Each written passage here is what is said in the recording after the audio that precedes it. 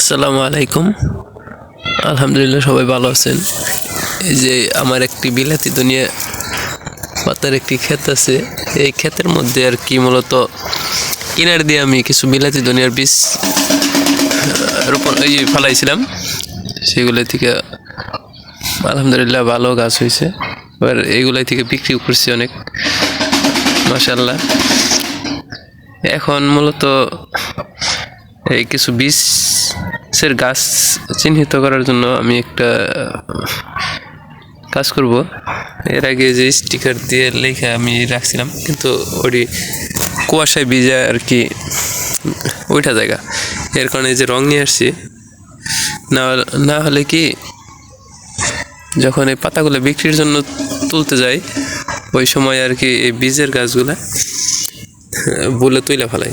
এর কারণে আর কি চিহ্নিত করে রাখলে আর কি বলে আর কি তোলা হবে না। এর কারণে করবো,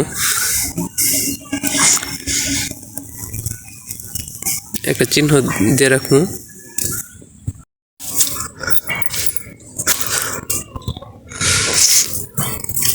বেশ গাছ আছে, কিন্তু এই যে বড় বড় যে গাছগুলা, এটির বীজ হয় মূলত এই যে বীজ হইতেছে আর কি।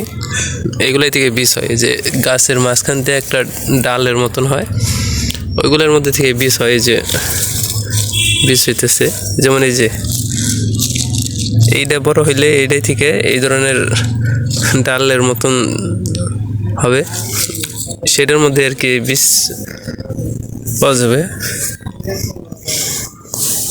এর কারণে আর কি মূলত এই যে বড় গাছগুলো আছে, যাতে তাড়াতাড়ি আমি বীজ সংগ্রহ করতে পারি, এর কারণে এই গাছগুলো চিহ্ন দিয়ে রাখবো আর কি। ওরা ক্ষেত্রে একটু দেখানোর চেষ্টা করি। এই সাইডে আর কি বিক্রি করে ফেলাইছি। আজকে সকালবেলায় নিয়ে বিক্রি করছিলাম, 2 কেজি নিয়ে গেছিলাম আর কি। এই যে গাছগুলো আর কি বীজের জন্য রাখবো আর কি, এটি বড় হয়ে গেছে। এই জায়গায় ছোট লাল গাঁদার কিছু চারা ফলাইছি আর কি, এই কয়েকদিন আগে, এখনো গজায় নাই।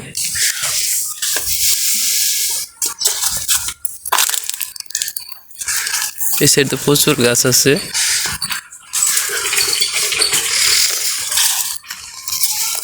আরো আসাল আর কি, ওইগুলা বিক্রি করে ফেলাইছি তুইলা।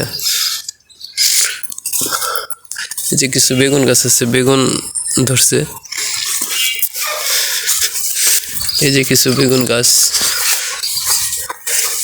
এই 2-3 দিন আগে কিছু তুইলাও খাইছি। এই যে বেগুন আছে। এই যে পাট শাক ফলাইছিলাম কিছু। এই যে জায়গায় কিছু ধনিয়া, দেশি ধনিয়া পাতা, ওইগুলোর গাছ।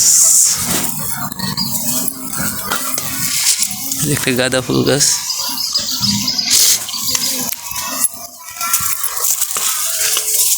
আর এগুলা মূলত চিহ্ন দিমু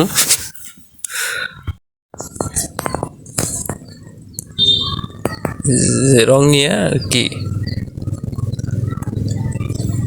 ফোঁটা দিয়ে রাখলে আর কি পরবর্তীতে বুঝতে পারবো যে এটা বীজের জন্য রাখা হয়েছে।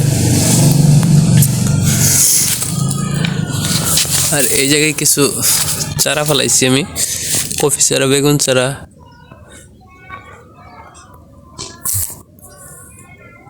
তারপরে শসা, বাঁধাকপি, টমেটো, লাল গাঁদা, ক্যাপসিকাম।